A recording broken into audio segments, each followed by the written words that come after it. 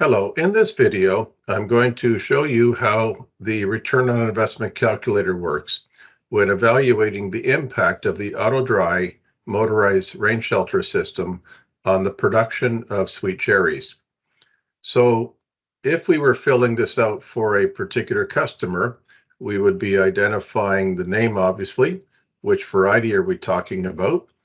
And then are we comparing to a traditional rain shelter cover or an open field when we're evaluating the impact of auto dry? And then for sweet cherries, you're either trying to advance the harvest, delay the harvest, or improve the harvest during the peak season. Now, regardless of whether you're producing in the open field or under a rain shelter, there are many, many environmental challenges. And so when we have auto dry, because we can close hectares in minutes, we will be able to regulate or protect from frost, from hail. And as you heard in the previous video on the retractable roof production system for sweet cherry production, there is ways to use the auto dry roof to help improve the chill hours. And regardless of whether you're in the open field or under a rain shelter, pollination is always a big challenge. And so because we can regulate air temperature, humidity, keep the flowers dry, still get UV inside, we can help create a good environment to maximize pollen viability and bee activity. And with the rain shelter, growers can frequently lose up to 30% of their harvest after flowering. And again, in the retractable roof production system video, I identified the causes and the solutions to preventing this abortion. Fruit splitting, wind scarring is all climate optimization. Fruit size too small is typically a problem when you get either high radiation or the plants are growing more vegetatively. Pitting can be managed through optimizing the calcium uptake, optimizing or preventing excessive water stress or heat stress using the retractable roof. Soft fruit or low bricks is typical under a rain shelter cover. And so again, we want to try to prevent that using the auto dry roof to regulate the direct sunlight and transpiration.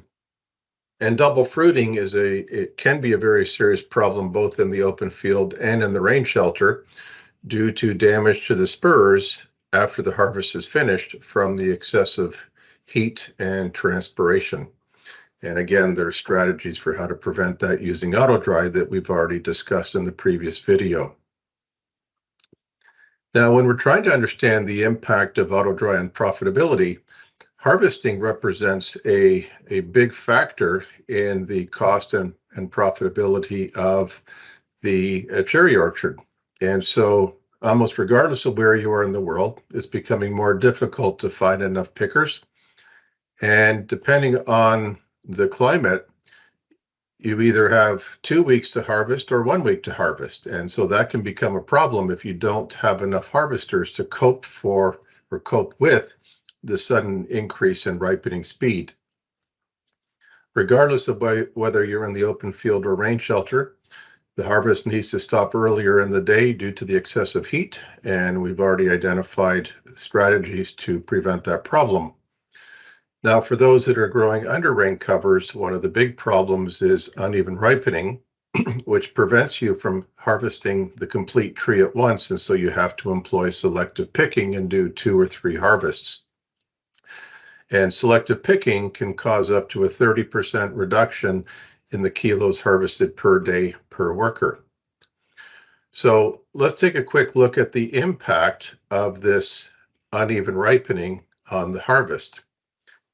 When I was in Chile earlier this year, we were talking to growers who said if they can harvest the entire tree at once, a picker can harvest somewhere between 200 and 330 kilos per day. And so we can simply enter in whichever number we want to make the assumption on. They get paid 200 Chilean pesos per day, which means the total earnings are 60,000 pesos per day. Now, for those of you that are in California, British Columbia, Oregon, Washington, New Zealand, Australia, South Africa, wherever, obviously all of these values will be converted into either US dollars or local currencies in order to make the return on investment relative for you. So continuing on, if you have to go to a multiple harvest, the picking harvest efficiency drops from 330 down to 220 kilos per day because they have to move the ladders and they're searching for the fruit. And not only does this reduce the efficiency, but also fruit can be damaged from the pickers trying to find the right fruit. And there's also a lot of fruit that tends to fall on the ground as the pickers are trying to find the right fruit.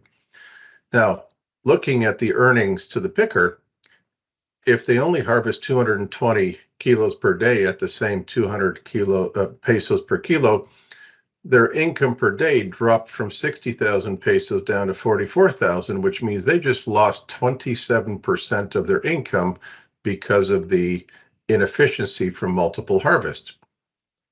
So if you used auto dry and you were able to get uniform ripening, if you harvested 300 kilos per day and you wanted the workers to earn the same 44,000 pesos, you'd only have to pay them 147 pesos per kilo instead of 200. Now, since there is challenges finding enough workers, if you have the advantage of a single harvest, you could say, well, instead of paying 147, let's pay 170, which means then the worker would get paid more per day and you would be saving money. And so using auto dry to get a more uniform harvest can help you manage some of your harvest costs. Now, this also has an impact on the number of pickers that you require. So if you have 17,000 kilos per hectare to be harvested and you only get 220 kilos per day, you're going to need 77 picker days per hectare just to harvest the fruit. However, if you had auto dry and you had a uniform ripening and you could be in the 300, now all of a sudden you got a 57.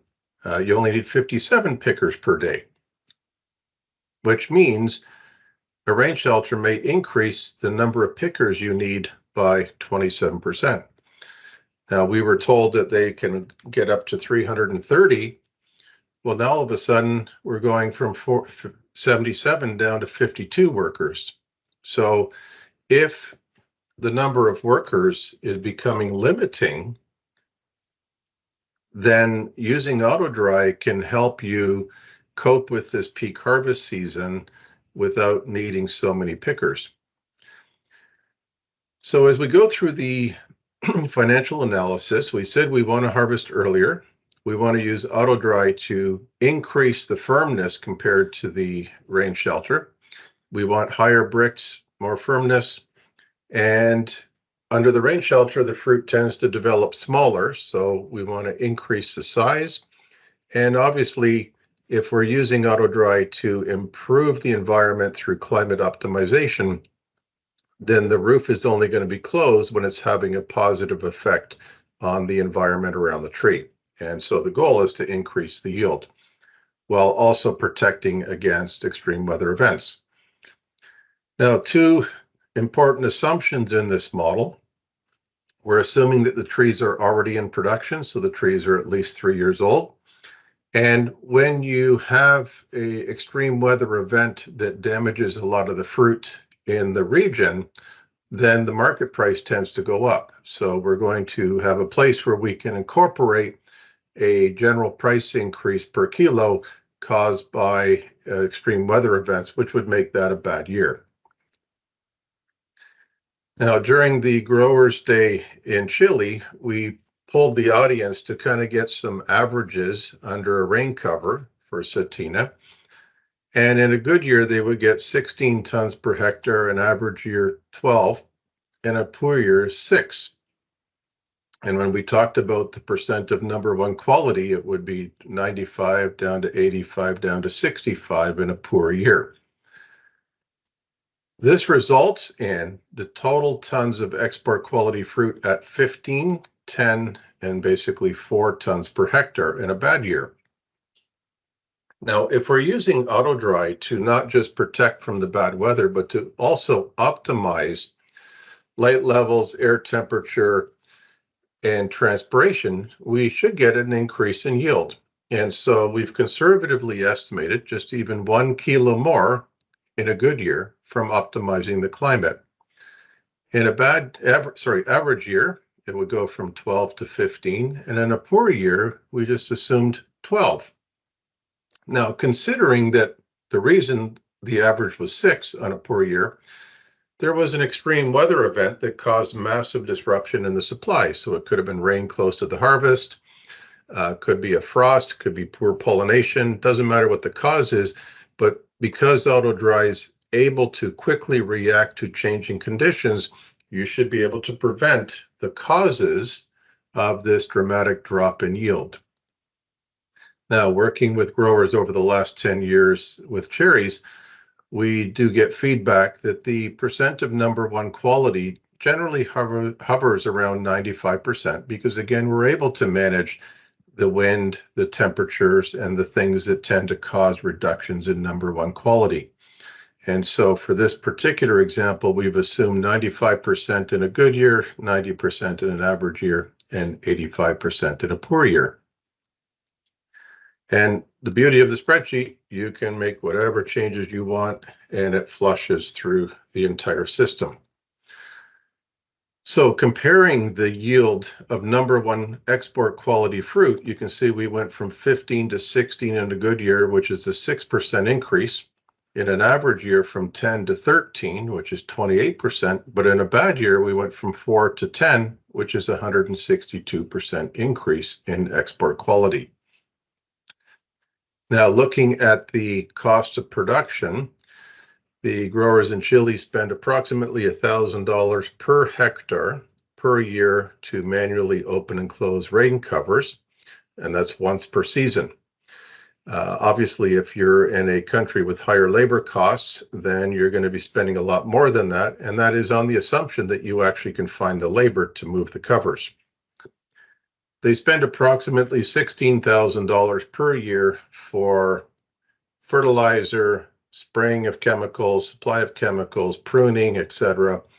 And that gives you a total fixed cost per hectare of $17,000. We have assumed that auto dry does not reduce your cost of production at all. We eliminated the labor to move the covers, but we have not assumed any efficiencies or cost reductions on the cost of production, which means we basically have 16,000 versus 17,000 between a rain cover and auto dry.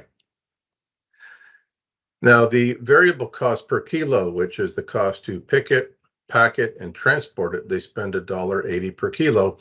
And as you just saw earlier in this video, there are strategies available where you can help reduce your variable cost by trying to get more of a single pick situation. So we've just factored in a simple 10% savings, 10-cent savings per kilo from being able to have the workers harvest more, pay a little less per kilo, and yet still have them harvest more. But if you don't want to make that assumption, it's very easy to just change it back. So now the next step is to look at the price in the middle of the season based on the size of the fruit. And so this was the average paid based on how many millimeter the fruit is. And under the rain cover, this was the general distribution of the harvest by size. And you can see that there's more fruit that's on the smaller side rather than on the larger side. And one of our customers in Tasmania, the majority of their fruit was in the 30 to 40 millimeter range. And so for this particular example, we've just assumed a couple millimeter increase in the yield, in the size, because we know with auto dry, when we can retract the roof when we have optimal conditions outside, we will have more light and more transpiration. Just increasing the sizes marginally changed the average price from $493 to $592, which was a 20% increase. Now, as I mentioned earlier, in this particular example, we're focusing on an earlier harvest, and the growers in Chile get paid a premium of $3 per kilo to be 1 week earlier, or $5 if they're 2 weeks. So again, we can simply decide which one we want to use in the example. And so for this purpose, we're starting with a 1 week earliness. So now looking at what's the impact of all of this.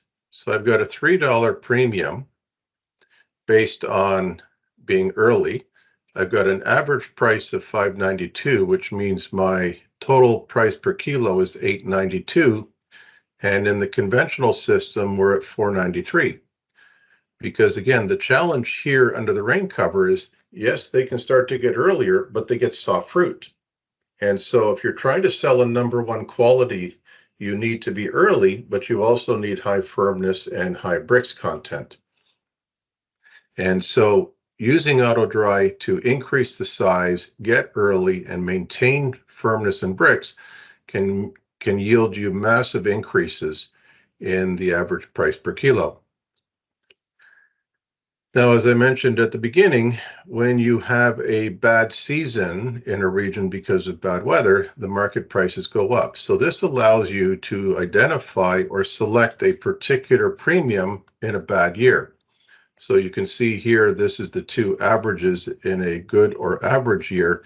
And in a poor year, we are able to achieve more per kilo, regardless of whether we're in auto dry or under a rain shelter. So now let's look at the impact on revenue. So in the current rain shelter system, we have 15 tons in a good year, 10 in an average, and 4 in a poor year. Here's our prices per kilo. And now we can see our revenue in the rain shelter was basically $90,000 per hectare in a good year, 62 in an average, and 27 in a poor year. And in auto dry, we take our tons, multiply by our price, and you can see that our revenue was $140, $120, and almost $110,000 in a poor year. So how does that translate into profit per hectare? So these revenues came over here, these revenues came over here, and now we have our fixed costs of production in all the years. And we can see what our gross profit is and how it drops from a good to an average to a poor year. And once we take away our variable costs for picking, packing, and transport, we are left with a net profit per hectare of $45,000, $26,000, and almost $4,000. Whereas in auto dry, we take our revenue minus our costs, gross profit, less variable costs.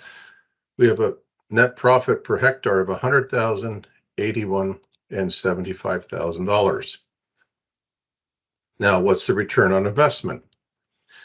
So here's the current profit in a good, average, and poor year in the rain cover. Here's the profit per hectare in good, average, and poor. And here's the incremental profit. And we can see we have almost 55,000 in a good year, almost 55 in an average year, and a $72,000 increase in a good year. Because essentially you broke even in the rain cover, but you made $75,000. So now let's look at what the return on investment is. So if you were buying, say, 10 hectares of auto dry, then you would be investing around $120,000 per hectare for materials. And obviously that will change based on size and whether you put walls or bird net on, but just for the purposes of this example, we have $120,000.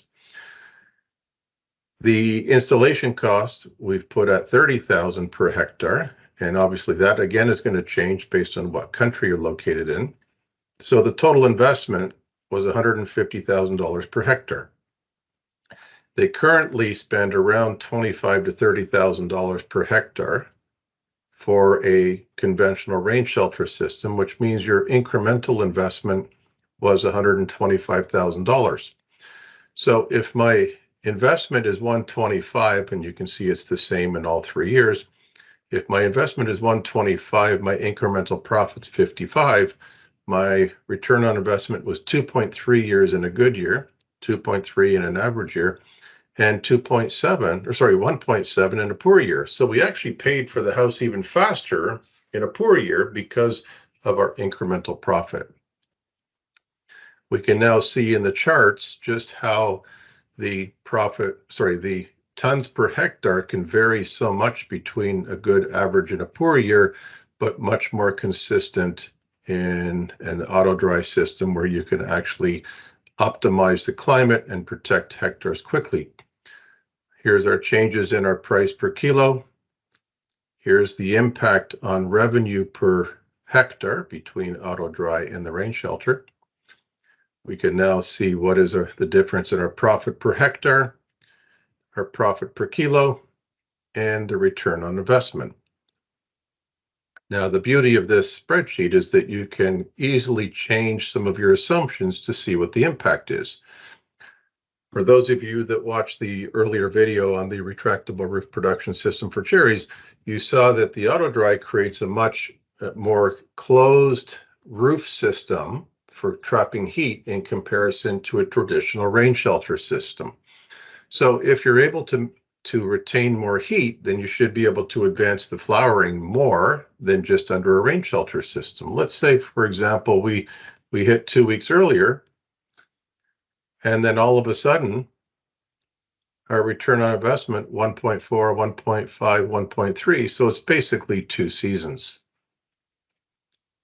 And so when you want to have a financial model specifically for your facility, then we can go through and benchmark what's happening in your current system, what problems are you having in your current either open field or rain shelter, and how does that impact on your harvest and the number of pickers you need.